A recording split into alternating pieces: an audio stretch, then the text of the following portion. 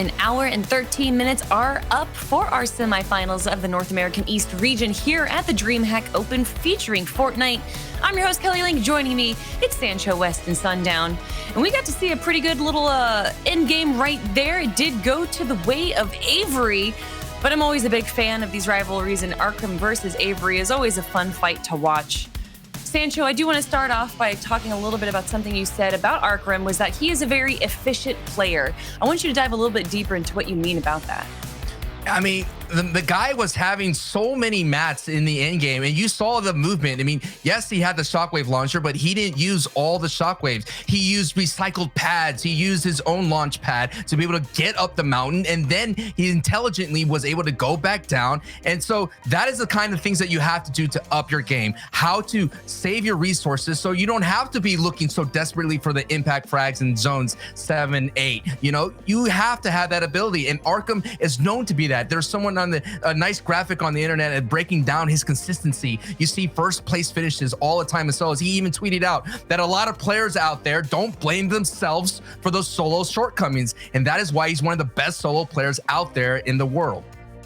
Yeah, without a doubt. Being introspective is very important as a professional player, being able to see what you're doing wrong instead of blaming either the game or other players. Being able to blame yourself is very important. But unfortunately, Arkham didn't win that game. It did go to the way of Avery, and now Avery is sitting pretty on that top 20 leaderboard. Let's actually check it out right now to see where these players are going. 1,500 players are competing right now in the semifinals, trying to be the top 100 to move on to the grand finals just later today. Avery sitting right behind Crunchy, who's in first place right now at 210 points. Avery has 185. Miro right behind Avery, though, with a 183. And then we have Castery in fourth and Glyph in fifth. But hey, look, Shark, Sundown. I didn't think that we were going to see him in sixth place this soon. No, Shark charging right back up the leaderboards, but also fun note there with 120 placement points from both Crunchy and Avery. That's 2 wins on the board, with 60 placement points being equal to those 2 wins. So Glyph as well joining that club. So those players definitely showing off so far. Any other players that you want to talk about, Sancho? Yeah, I was just looking at the board. I was like, is that Day? And that is Day. Day is someone from the North American Miro who runs with Reverse 2K and sometimes in the Trios Cash Cups. Day is another player that's coming up in the scene. That's something that's been the overall arching theme in Fortnite, you know, old blood versus the new blood. And I thought we were going to have a battle of Avery versus the NA Miro, but that was the EU Miro. So the story here continues in DreamHack Open, the melting pot of all the different regions colliding, and EU showing out so far in the NA East. To be interesting to see what happens this weekend with the EU region coming up for DreamHack Open. Oh, that's right. Quick reminder, everyone, EU does start tomorrow, so if you want to be a part of the action, you can sign up because it's open to all regions. But as you said, the story continues, and so do the games, everyone, because we're jumping right back into the action. But that's it for me. I'll see you after the game. Thank you so much, Kelly. And I'm Sundown, joined here by Sancho West. We're going to take you right back on into the action. Don't forget, this is the semifinal round, so the top 1,500 players battling it out to end up in the top 100 to get a ticket to that grand final. And the question will be, with just under an hour and 45 minutes left, is what will that point threshold be, and who is going to be able to ride their way to the top? As in this match, we have Team Solo Mid's Zexro right now dropping, heading over towards Frenzy Farm, and you got Arkham looking like he's heading over towards that Slurpy Swamp. Yeah, maybe a little bit off to the side of Slurpy Swamp as well. They're going to land on the outskirts and potentially double back on in. So you can see 2 of the counter POIs there, and then the map on the left-hand side. Wow, knowing that Arkham is landing way over here. Arkham is the king of the dead side rotations. It's something that even Bugha noticed Arkham's rotations, and he mimicked that. Arkham likes to land at the rig, likes to rotate down south, and that is why he picked up that elimination with the pistol, was able to capitalize on that and pick up Kit. Talking about the old school blood, we do have Zexor down in Risky Reels, but Arkham, you know, there's so much to be said. The accolades: finished first in the DreamHack in the North American West in July, finished first in the FNCS Solos in the NA West, and now is trying to do his best to let the people know, get out of Rickety Rig. Oh no! Yikes! A big time oof, as Tyler's was able to take away the rig from Arkham, and Arkham is gonna have to queue back up. But that's the great thing here. This is not set lobbies, so Arkham has plenty of opportunity to get more points here for the semifinals here at Sundown. Yeah, and try and get himself back rolling, because Tyler's another longtime competitive vet, more than capable of picking up one of those early fights and turning it into W, as we see Kinzel in the feed also picking up an elimination. So some Titans getting some early points on the board. The question is whether or not Tyler's can close out the fight here over by the rig. The other player is approaching slowly, so potentially will be able to close the gap a little bit, has plenty of excess shield. So I would honestly not be surprised to see him opt into not eating these chug splashes yet and just potentially looking for an engage or a pick or a big shield right there in the next chest. So Lady Luck smiling him on there a bit, so he'll be able to then save those extra consumables. Tyler's coming in third in the FNCS trios, finished 47th in the FNCS solos on day 3. So trying to get that momentum going. You heard me say this before. This is your been a part of the broadcast for a bit. This is your first time. A lot of players looking for the signature win. Having DreamHack on your resume has worked so well for people like Moraine, and then you coming in second place like Bizzle. Those are the things that you need. The cash cups, all those kinds of things, the content creator cups, those are nice wins to have. But having a win like a major event here like DreamHack, it's going to be very, very well. And Crack picks up an elimination, and Crack finished in the top 10 in one of his heats. So Crack looking to continue on. And I was looking at Crack's game. A lot of his points came in victories and not a lot of eliminations. You're on board here with Ash Cash with 70 points. And we already talked about it here, Sundown, that you're going to need about 300 points or so to qualify for the grand finals. Again, we're going from 1,500 down to 100. And now you're going to get the cream of the crop competing here for the last season final here for the DreamHack Open. I'm very excited for the upcoming. I saw the tease that Fortnite have, and it's looking like we might see the God of Thunder show up. I don't know. You know how Fortnite does with their teases, but no, regardless, I'm so excited for that 27th reveal. Yeah, I have absolutely no idea what you're talking about. I have zero comment on that whatsoever, but I did see the tweet we put out. Looked pretty cool. It looked pretty cool. Looked pretty cool. Not sure what's going on with that. You'll have to stay tuned and find out more as we stay tuned here with Ash Cash. He's trying to clean up whatever he can around the corner. So, I mean, a lot of interesting things going on, particularly in the Fortnite world. Yeah, we saw an interesting thing in the replay. Stab did eliminate Booga. So that is something right there to keep tabs on. I know we opened up the broadcast talking about Booga's resurgence into the solo scene, as he did finish 4th in the FNCS solos, and Cracked is out in the distance. Crack is a very dangerous player, finishing near the 100th in the DreamHack NA West, finished 82 in NA East, and Ash does get greeted by Cracked and says hello. And Crack with a perfectly timed third party and gets some big time hits, sitting with 103 points. And yes, I like the ride from Crack. Like I said, he had a very strong FNCS, he had a strong FNCS and had a strong opening heat. And I think it's because he's landing near caddy corner. That is why he was able to get so many victory royales, but not a lot of big time points in other ways. Yeah, which is kind of the key, right? And we've talked about when you decide to land in a mythic POI, you're kind of banking at the part that there's going to be other people here. So I'm not going to get an uncontested drop every single time. And in fact, I'm going to be contested every time. So basically, I'm banking on only really making it out of here 3 or 4 times. Or if you're really good, you can maybe call it, let's say 5 or 6, right? 5 or 6 times, I would say, once you're getting to the highest level of winning 50-50 fights, it's still relatively consistently. However, then what do you do with those opportunities? Are you able to make it through the end game? Are you able to get to, or make it through the mid game, get to the end game, and then actually execute on the play style that's enabled by these mythic weapons? As Kayshawn's opting to edit down his opponent here, trying to get some harass onto him, does a good job using that legendary attack shotgun to get the wall replaced in. High ground will take the high ground away, but Kayshawn's going to use a crash pad. However, kind of an awkward angle. Not sure exactly what goal he was trying to accomplish with that one. Just kind of let him reposition here again, using that legendary attack shotgun mainly for wall replaceability. Gets it once, gets it twice.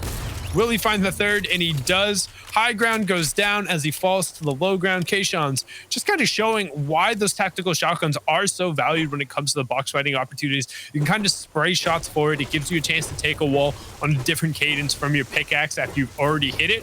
And if the opponent ever edits the wall themselves, 1, you're already firing a pre-shot kind of towards them, so you could get some chip damage. And then 2, it's immediately going to break it afterwards. So you can always kind of fire a shot, throw your build out, and if nothing happens, then you just reset the cycle. As now on board here with Zentil and starving Aiden on the opposite side of him. Really good angle crash pad coming out from Zentil to get the high ground and force Aiden down. Now going to try and use the vertical crash pad to drop in. There is the shark right over on the side, so need to be aware of that potential extra damage and build breaking that could pop out, but it looks like this is a charge shotgun to charge shotgun fight. So unless he's able to actually get inside the builds, don't expect a ton of damage, but that's what happens. Zentil does a great job of corralling Aiden back in the builds he'd already had control of. He's able to edit them out and catch him in kind of that +1 box scenario you've talked about so much, Sancho, and then find the key shots.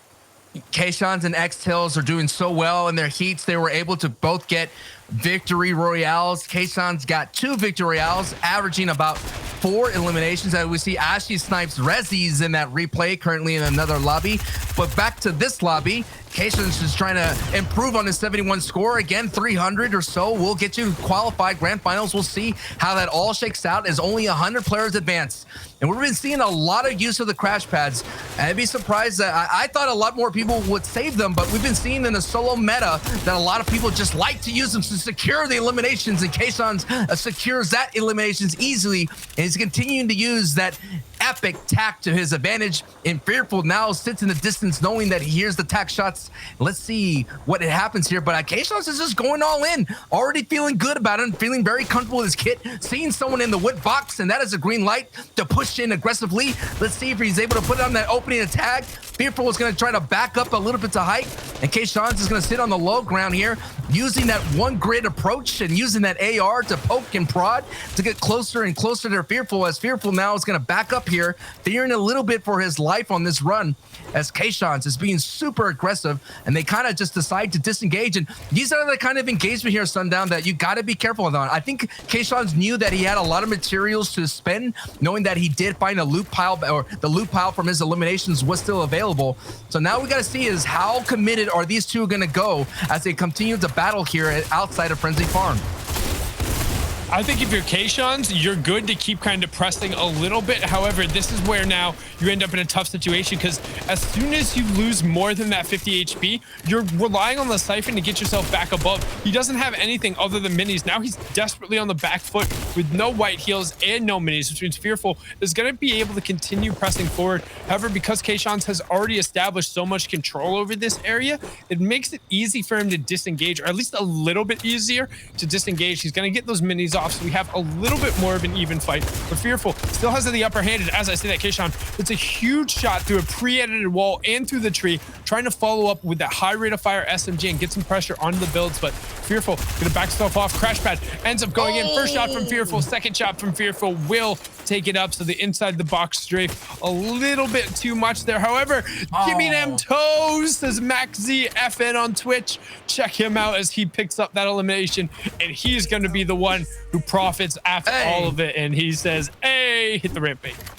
Yeah, Fearful coming in at 33rd in the FNCS solos in day 4, but Max takes advantage of the shout out to the old school TSM boys, giving them toes indeed. And that's the thing that happened that quickly. I thought the third party will never show up, but Max, being the opportunist, shows up right on time, and now he has that epic tack shotgun, something that is so dangerous to have, especially in the current wave. You mentioned it before, the charge shotgun versus tack. You would prefer the tack shotgun when you crash into someone's box using the crash pads, considering that you have more opportunities to lay down more damage, and the difficulty of getting a clean hit with the charge shotgun when it becomes those 50-50 engagements. Back to the cornfield here on Frenzy Farms, as you see a lot of competitors making their way. It's another different way to ambush. We saw in the opening part of the broadcast, Unknown and Calc using the bush plays a little bit northwest of here in those little 3 rock areas. Let's see if the ambush play works out for them, as we have multiple players doing that, and Braicha as well. And this is terrifying, right? Like, just anytime you're around in this and you hear like just a little bit of that, but did you really hear it? And he's sitting directly on top of the chest that's there as well. So anybody that looks to potentially come through late and loot one of those will get picked up. And particularly when you get towards the late game, there's always somebody who's looking for a little bit of a refresher. And right now you can see Lunez also looking to be a raptor in that tall grass, just pick off any of the prey who ends up coming through, and there's always wary. I mean, ever since Floss and all the way back at TwitchCon 2018, springing the ambush on Gotaga during the Stream Invitational and kind of getting that shot, everyone has known the power of the cornfield and getting that first drop. And right there, we're going to see it. Lunaz immediately into the box. And the problem is when somebody's sitting on a box like that, it doesn't matter if you're able to create space because they're able to get in. But Brycecha ends up on the back end of that as Ace1XX of A1 is able to pick up on the other side of it. Tons of other shots coming through, but he has more than enough room and materials. He should be able to cover himself off. And worst case scenario, just dip back on into the cornfield. The children of the corn become to be so deadly and frightful as one takes out the other, one upping each other. But taking a look out in the distance, a very frightening person to have in your lobby. It is Unknown, hanging out inside the big time house in Frenzy Farm. Hashtag defend the farm, the Liquid Boys. And let's take a look at the old school replay that just happened as Brycecha was able to get that first strike. And here comes Ace Tex getting that second strike. And that's what we got as Ace now sits in a nice metal base inside the corn as he clips inside on top of the red barn. This used to be my first place to go when the chapter 2 map was revealed. I was like, I'm going to the farm, and landed so many consistently at that red barn, considering I was always fearful to land at the big house. But Unknown is just chilling at a metal cone, knowing that he has one elim, has a great kit, no doubt would like to upgrade that green tack, and he just almost pulls circle. Now he doesn't have to go too far, but no doubt he's gonna get that as a green light to make his way. And if he rotates early here, oh no, right as he's about to leave, it's Turks who heard all that commotion down below, and now Unknown has to find a different path to get into circle and escape through the house as he's trying to avoid this house of horrors and not get eliminated. And I think he could do it, but Turks was very intelligently was able to get that opening hit to stop Unknown so Turks can make his rotation on his own.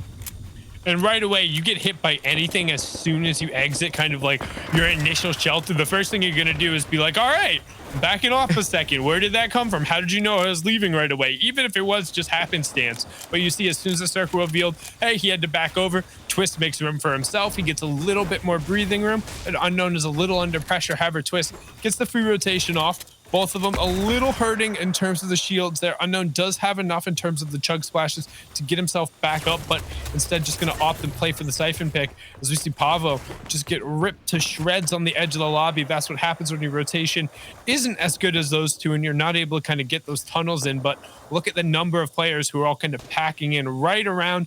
You can see the farm is split, so half of it will end up outside of that safe zone, but that kind of grove area we saw in the early game where that initial ambush had been placed. I think that was game number 1 between Unknown and Calc going off there, but everyone now rotating through. You see Zentil, Ace1XX, Twist, Unknown, Turts, Anto Biar, Babirito, Raihune, the Big Knox, Max FN on Twitch.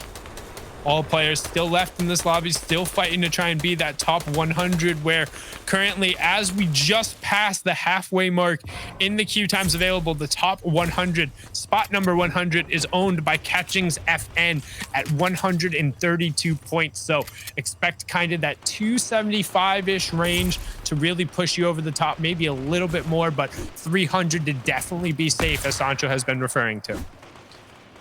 Taking a look here, everyone getting closer. Anto was able to sneak right in and everyone's just chilling for a moment, but for a brief moment, Unknown had a clear rotation, but that hit slowed him down and the butterfly effect may happen. But since Anto is coming late to the party, he may get the focus on all these people sitting on this side. It looks like Unknown is laying in, and don't forget, it looks like Circle's right near Risky Reels, so Zextro may be up and around as well. Kinzel is up and around. Unknown and is getting focus from Anton and Raihun, and Twist is as well laying down fight. Babarito is going to come in and greet Anto and say, hello, welcome to my house, and ambushes him right then and there. He's going to be able to walk right through. But that is what we've been talking about throughout this entire day and previous day in Heat 1 and 2. The ambush plays, knowing where to be at the right moment to strike. And Babarito was at that right time to strike, and now he has 70 points on pace. He's going to have to pick up the pace, though, knowing that we're at the halfway point. He's going to have to be around 300, as we just said. And look at the circle. It is now on the south side. So now this entire side is going to be so heavily congested. I did see again that the northwest was the kind of uncongested area, the dead side. Let's see who's going to make this strong rotation. This is a very nice rotation right here. This is the dead side that I'm referring to. OPT getting caught in the back. Gonna have to take a brief moment here to heal back up, get the shields, but nice use of the natural ground. It is Cody, who had a nice chill day on Heat 2, who decided to take a seat back and just work on his rotations, always landed in frenzy farms, didn't really be aggro, didn't kind of go for the high elimination games, instead worked on his rotations, worked on his pacing. He's going to go ahead and take this opportunity after bopping up and continue on with his dead side rotation, which is the uncongested side. And a nice player from Cody, and that is much more important there, Sundown, getting that free movement after putting down some shots on Cody for the price of a couple of bullets.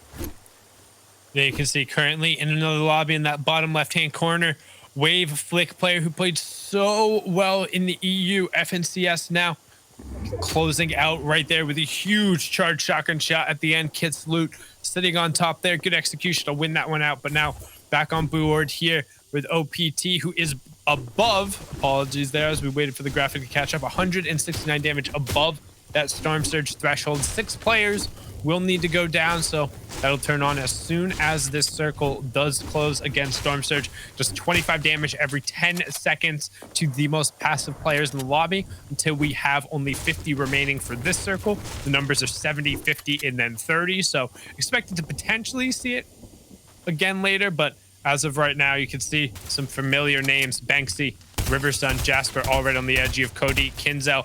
Jasper might not be in for long as hello just completely left side of his build open, and OPT is going to say, yes, please give me all that edge of the zone. Make sure he hits the emote there at the end, gets the refresher on as many mats as possible, and then looks to just own the space. Looking at the space, the northeast side heavily arrowed up, all the players up there, and look at the comm, and that is why it's so valuable to make your way to the slow side, the chill side of the circle. And now you're seeing right now the circle reveals, Opt is sitting good, Riversun is really close to that. So this is gonna be a nice opportunity as the Storm Surge is active. Players are gonna have to be very aggressive now, but it's gonna be a very short-lived opportunity as Riversun gets some nice tags here. I like the kit that he has. Has some great mobility, but he does have a couple of neighbors here. Mike gonna slow down. Now he's just gonna find this opportunity. He doesn't have to work too hard for his rotation.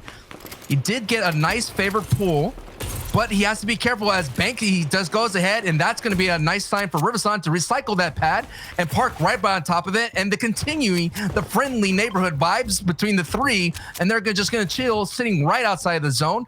But the rest of the lobby is going to have a very unfriendly time to make their way around as you're taking a look at the bottom right map, and everyone's going to start making their way in this first half in and half out before we get to our first full rotating circle. Fluid now is going to decide to walk on foot. Looks like Anoka is going to go as well and park right on top. More people are now coming over as there's only 40 seconds left before the full closure of the circle. Taking a look at the big time build battle happening in the congested side. Oh my goodness. Nice little zoom out. Kinzel and Ace are up there. Arnie is sitting at height. There's so much an unknown who has just walked out of that big old house, is sitting on the low ground. He's no doubt is going to have to make his way and tunnel in that. He has Cody right next to him. P-God is in this lobby. We're talking about some big names here, Sundown. Things, as they always say, business is about to pick up. It's about to pick up and points are about to be awarded. We are inside that top 50, 47 players remaining. So every single player that goes down actually equals a point, making each elimination a 6-point swing if you're able to secure them here. So they become that much more valuable. And we're now into those full moving circles, every safe zone outside of the previous one, which means tons of utility being burned, ton of action going down, trying to find picks on the side. Kinberry currently firing shots on through an edit in the wall. We're gonna hop on board here with OPT, who did have priority on that safe zone you talked about. So now most of the lobby is gonna have to go past him, but tons of people already set up kind of in that staggered apartment complex on the side. As Accept picks up Tylar's. We're on board him with earlier, the Canadian who got third in the FNCS solo competition. Unknown still up, and as I say, that actually turns around and gets picked off immediately. Storm Surge warning on board, 44 players left. OPT gonna opt to hit the crash pad, and the rotation's coming out as the rest of the lobby also takes to the skies. Kinzel taking a high tarp a nice brick stair top, so he's going to be close to high ground. P-God picks up another elimination. I'm noticing that a lot of the lobbies exhausted a lot of materials in that staggered apartment complex that you brought up. And there's that brick tarp that I was talking about. Now a lot of connections are happening. A lot of utility is going as Klinberg, who did take out Unknown, is still up. Accept is still up. And now we have this battle in the treetops. Down goes the tree. Look at all the utility breaking out as Edan is trying to be a tree warrior. He gets a nice tag for 90. Looking down below. Gonna go change the layer and catches someone paying unattention. That's 114 points for Edan. Sitting in the chaos on the low ground. All the shots are going down, and this is where instinct takes over. These are his builds. That is his box. Now he's gonna try to figure out an opportunity. He crashes back in because he lost the wall, but a big time for Edan. Picks up another elimination. He's trying to rev it up right now. This is the opportunity where the most elims are kind of dished out. Riverson is still going. Riverson now went all the way back down. Accept is at height as Exon is gonna kind of keep going to the front side of the zone as it now goes back down south. And you can see Eden just making a run through in the bottom right-hand corner. He was on that middle tarp. Now back on board here with OPT, who only has 7 builds, 5 builds, 0 builds now. So it's all going to be about gun skill and what he's able to find if he can clutch up. You can see Nobu Rihan up on the high ground right now. OPT finds one Elim, but what does he get with it? Nothing. No builds, no ammo upgrades, nothing he could have possibly needed. But he says, doesn't matter. Can he turn it into another Elim? Cone blocks him out there. Is actually going to deny it. Can't find either player on top of his head. No, this isn't Mario. No Goomba stop coming out, and he's unable to convert. Does get top 20 there as we're gonna hop on board here. Nobu Rihan up on the high ground. HP Tech's trying to challenge. We do have P-God and Cody down on the low ground, and a bunch of players in between, including Barbitro, Accept, and Riverson. Rihan, even though this is going through old builds, he's not going to be able to kind of fully utilize that shockwave launcher by sending people into the storm. He is going to have the ability. Rihan finishing 35th in DreamHack North American West region, 69th in the DreamHack East. Has it everything going. Now that he has all going to this old builds, the best part about it is that he has to not have to use so many resources. Only sitting on 44 builds. P-God sitting at full strength down on the ultimate low ground. Let's see what happens as Rihan is picking on anyone trying to challenge him. All Rihan has to do is make sure that no one takes away his height. He's gonna go ahead and launch on down and build back up as Code Genesis is laying down some big time hits, picking up elims on the low ground, sitting at 3 eliminations as HPC does get hit, and Rihan still has full control of the lobby, still sitting at height, and Genesis is now trying to get control of the low ground as he picks up another elimination. Genesis is up to 4, Rihan up to 3 right now. You can see Genesis also working the low ground with a number of materials. He doesn't have a ton, but he's enough to occupy the narrow space. Crash pad will force him out. That's 20 HP, just able to get back in the zone. So we wait for the server to catch back up there a second. Switch on over to Rihan, who's going to begin working top down. You can see a number of players being blasted out there. Noka has the glider grapple gun. He's going to be able to catch himself back up. P-God goes down right after picking up a nice little double. So it's Rihan versus Kleinberry versus Noka. Noka on the low ground, Rihan on the high ground. Kleinberry in between. Kleinberry drops down, and Noka going to find that one, but Rihan closes it out with the mythic charge shotgun. It was a matter of time, and Rihan does the deed, getting the victory royale in 174 points. We'll be right back with more DreamHack Open North American East region action, baby.